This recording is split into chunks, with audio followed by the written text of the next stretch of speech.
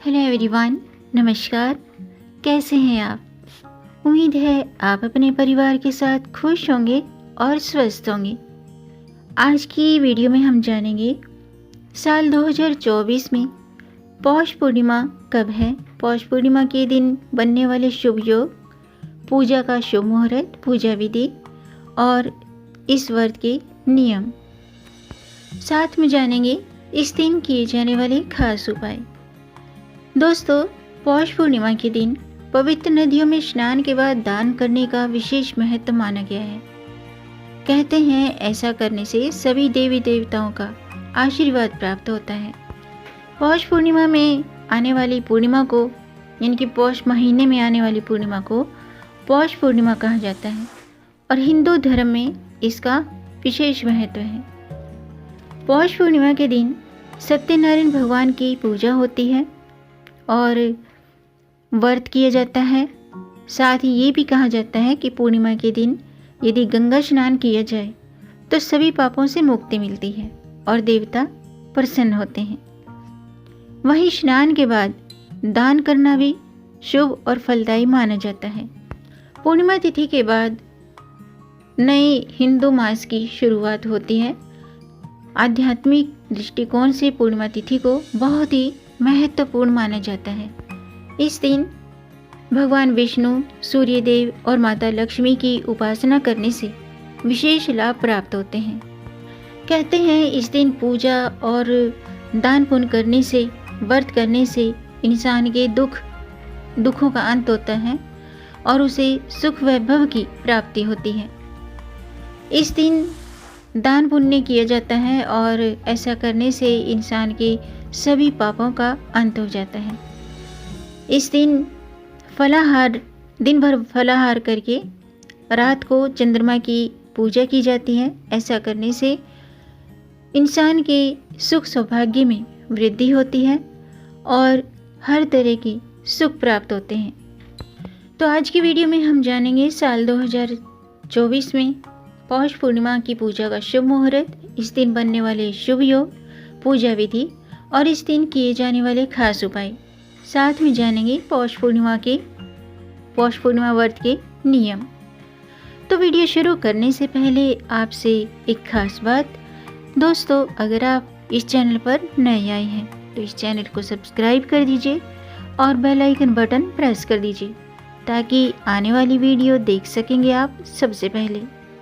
और जिन्होंने मेरा चैनल सब्सक्राइब कर दिया है उनका दिल से आभार, बहुत बहुत धन्यवाद।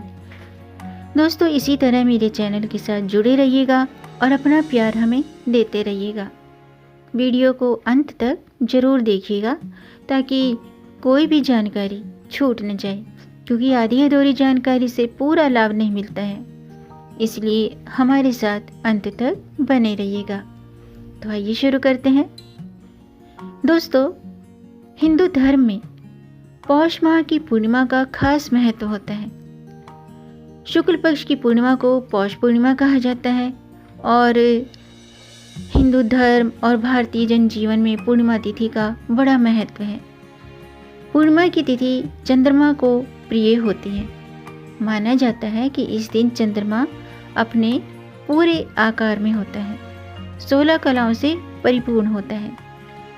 पौष पूर्णिमा के दिन दान, स्नान, सूर्य देव को अर्घ्य देने का विशेष महत्व है। पौष पूर्णिमा के दिन काशी, प्रयागराज और हरिद्वार में गंगा स्नान का बड़ा महत्व होता है। इस बार पौष पूर्णिमा आज यानी कि 25 जनवरी गुरुवार को है। आइए जानते हैं पौष पूर्णिमा की पूजा का शुभ मुहूर्त और इस दिन बनने वाले शुभ योग कौन से हैं। दोस्तों, 24 जनवरी की रात्रि के 9:24 पर पौष पूर्णिमा शुरू हो चुकी है और आज 25 जनवरी को रात्रि के 11:23 पर पूर्णिमा का समापन होगा। ऐसे में 25 जनवरी को पूर्णिमा का व्रत किया जाएगा। इस दिन अभिजीत मुहूर्त दोपहर के 12:12 से दोपहर के 12:55 तक है और पुनर्वसु नक्षत्र, सर्वार्थ सिद्धि योग, रवि योग, गुरु पुष्य योग, इन सब योगों का अद्भुत संयोग बन रहा है। इस शुभ योग में पुण्य और धार्मिक काम करने से, दान पुण्य करने से ज़्यादा पुण्य फलों की प्राप्ति होती है।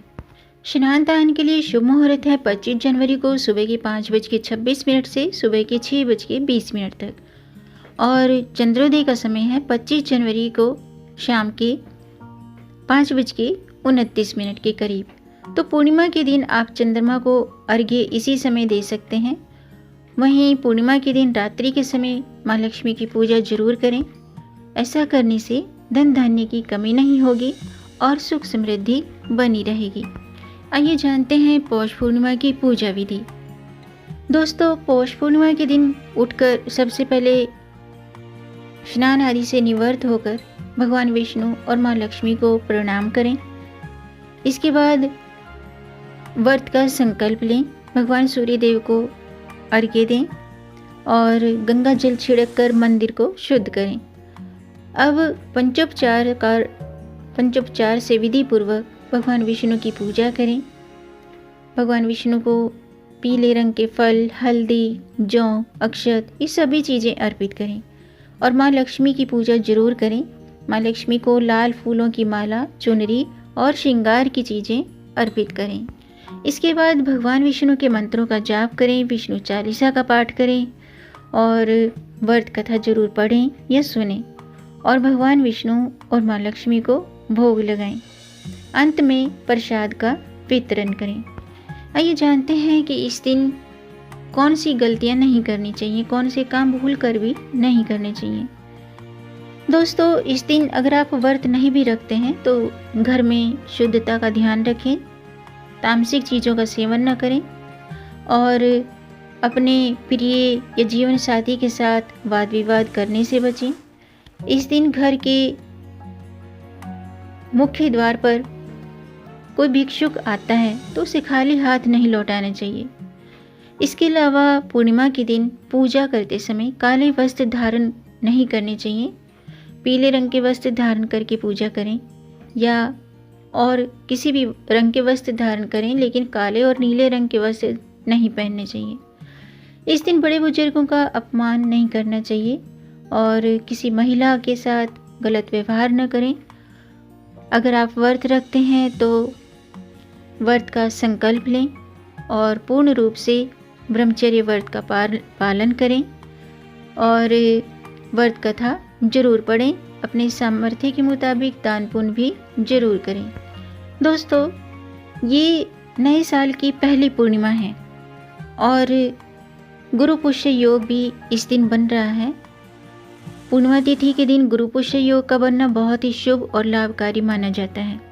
इस योग में अगर आप व्रत करते हैं या व्रत नहीं करते हैं, कुछ उपाय करते हैं तो भगवान राम का आशीर्वाद प्राप्त होता है और धन धान्य में वृद्धि होती है, क्योंकि पुष्य नक्षत्र को बेहद शुभ नक्षत्र माना जाता है।